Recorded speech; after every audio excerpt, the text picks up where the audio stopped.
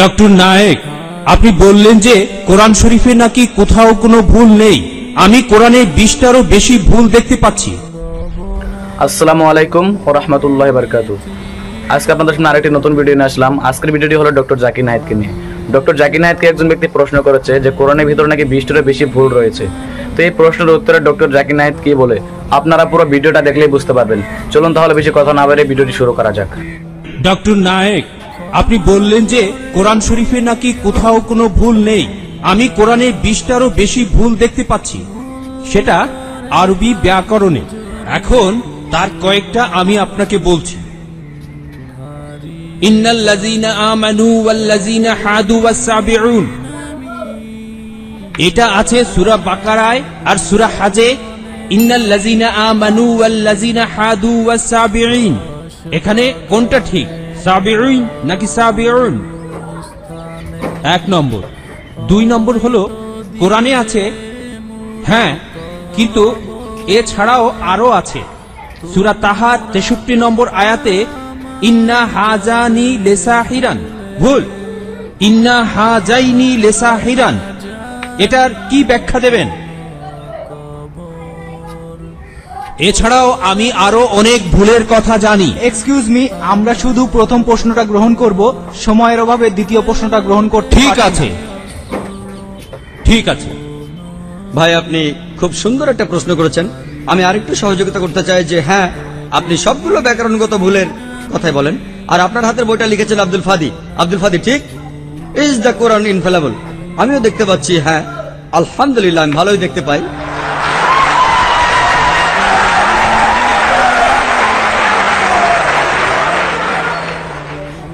আমি এই 20টা ভুলের সবগুলোর উত্তর দেব, কারণ আমি বইটা পড়েছি। আমি সবগুলোর উত্তর দেবো ইনশাল্লাহ, ইনশাল্লাহ। 1 নম্বর পয়েন্ট ভাই, 1 নম্বর পয়েন্ট। এখানে 1 নম্বর পয়েন্ট হলো যে আরবির সব ব্যাকরণ এসেছে কোরআন থেকে। কোরআন হলো সর্বোচ্চ আরবি বই, যে বইটাতে সবচেয়ে উঁচু মানের সাহিত্য আছে। আরবি ভাষার সব ব্যাকরণ এসেছে কোরআন থেকেই। কোরআন হলো ব্যাকরণের মূল গ্রন্থ, আর কোরআন যেহেতু ব্যাকরণের মূল গ্রন্থ এবং সব ব্যাকরণে এসেছে কোরআন থেকে, কোরআনে কোনো ভুল থাকতে পারে না। 1 নম্বর পয়েন্ট। 2 নম্বর পয়েন্ট, 2 নম্বর পয়েন্ট, 2 নম্বর পয়েন্ট। ব্যাপারটা এরকম যে আপনি একটা রুলার নিলেন, আর সেই রুলারের গায়ে দাগ কাটা আছে, তারপর বললেন যে মাপটা ভুল হয়েছে। এটা বেশ অযৌক্তিক। 2 নম্বর পয়েন্ট, আরবে বিভিন্ন আলাদা আলাদা গোত্রে, আপনি যদি আরবি জানেন, আর ডক্টর উইলিয়াম ক্যাম্বেল আমার সাথে একমত হবেন যে আরবের গোত্রগুলোর মধ্যে ব্যাকরণ মাঝে মধ্যে বদলে যায়। কিছু কিছু আরবীয় গোত্রে যে শব্দটা স্ত্রীবাচক, অন্য আরেক গোত্রে সেটাই পুরুষবাচক। একই শব্দ, তবে গোত্রভেদে ব্যাকরণ বদল হতে থাকে, এমনকি শব্দের লিঙ্গ বদলে যায়। তাহলে আপনি কি কোরআনকে সবগুলো ব্যাকরণ দিয়ে পরীক্ষা করবেন? না।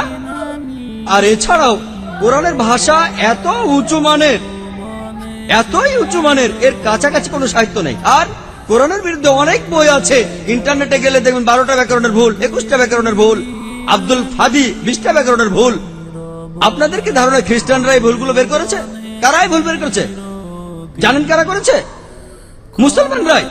মুসলমান পণ্ডিতরা, যেমন জামকশারি, তারা এটা করেছেন। কোরআনের ব্যাকরণ এত উঁচু মানের যে কোরআনের ভাষা মাঝে মধ্যে প্রচলিত আরবির বিরুদ্ধে যায়। কোরআনের ব্যাকরণ এত উঁচু মানের, কোরআনের ব্যাকরণ এতই উঁচু মানের, এজন্য তারা উদাহরণ দিয়েছে। আমিও কয়েকটা উদাহরণ দেব, এতে আপনারা সবগুলো উত্তর পেয়ে যাবেন। তারা উদাহরণ দিয়েছে যে কোরআনে লেখা আছে লূত আলাইহিস সালামের গোত্রের লোকজন, তারা সকল নবীকে ত্যাগ করেছে। বলা আছে সব নবীকে তারা বর্জন করেছে। ডক্টর উইলিয়াম ক্যাম্বেল বললেন যে নূহ নবীর গোত্রের লোকজন, তারা নবীদের ত্যাগ করেছে। আমরা ইতিহাস থেকে জানি যে মাত্র একজন নবীকে তাদের কাছে পাঠানো হয়েছিল। তাহলে এখানেও ব্যাকরণের ভুল আছে। কোরআনে বলা উচিত ছিল একজন নবীর কথা, বহুবচন না। আর আমি একমত, আর আমার আপনার মতো লোকের কাছে মনে হবে এটা ব্যাকরণের ভুল। কিন্তু যদি আপনারা আরবদের লেখা বইগুলো পড়ে থাকেন, কোরআনের আসল সৌন্দর্য কি? সৌন্দর্যটা হলো কোরআনে কেন একজন নবীর কথা না বলে নবীদের কথা বলা হয়েছে। আপনারা জানেন কেন? কারণ আমরা জানি যে সব নবীদের হেদায়েতের বাণী মূলত একটাই, যে ঈশ্বর একজনই, তাওহীদের বাণী, আল্লাহ সুবহানাহু ওয়া তাআলার বাণী। লূত আলাইহিস সালামের লোকজন এবং নূহ আলাইহিস সালামের লোকজন তাদের নবীকে ত্যাগ করেছিল, আর পরোক্ষভাবে নিজেদের নবীকে ত্যাগ করে তারা সব নবীদেরই ত্যাগ করেছিল।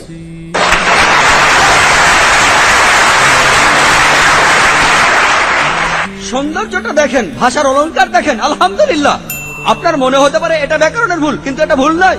একইভাবে নূর সারওয়ার নামে একজন বলেছেন যে কোরআন বলছে কুন ফা ইয়াকুন, হ বললে হয়ে যায়। এটা নাকি হবে কুন ফা কানা, হ বললে হয়ে যেত। হ্যাঁ, আরবির পাস্ট টেন্সে কুন ফা কানা, কুন ফা ইয়াকুন নয়, কিন্তু কুন ফা ইয়াকুন আরো উঁচু মানের। বলা আছে আল্লাহ তিনি ছিলেন, আছেন আর থাকবেন, অতীত বর্তমান আর ভবিষ্যৎ। Thank you doctor Naik. তো এই ছিল আজকের ভিডিও কেমন হলো কমেন্ট করুন, আর যদি ভালো লাগে তাহলে লাইক করুন, আর এরকম ভিডিও পেতে চাইলে আমার ইউটিউব চ্যানেলটা সাবস্ক্রাইব করে রাখুন। ধন্যবাদ।